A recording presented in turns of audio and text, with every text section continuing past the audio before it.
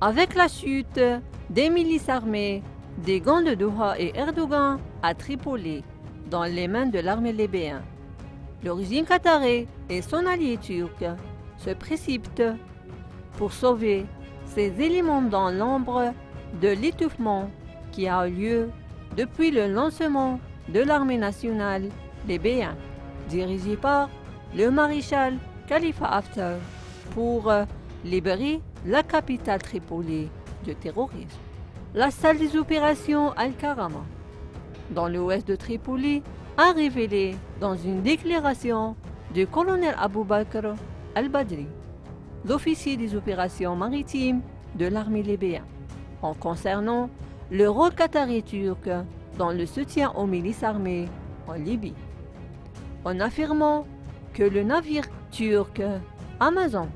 était chargé d'armes turques produites par des usines qatariennes et récemment ancrées dans le port de Tripoli,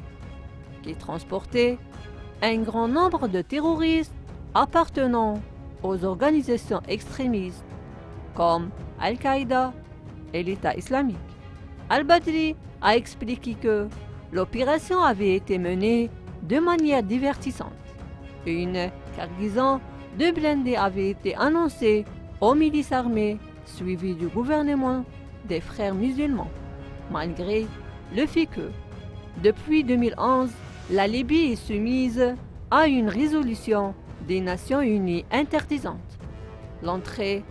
d'armes sur son territoire pour quelque partie que ce soit. Le navire est arrivé dans le port de Tripoli le samedi 18 mai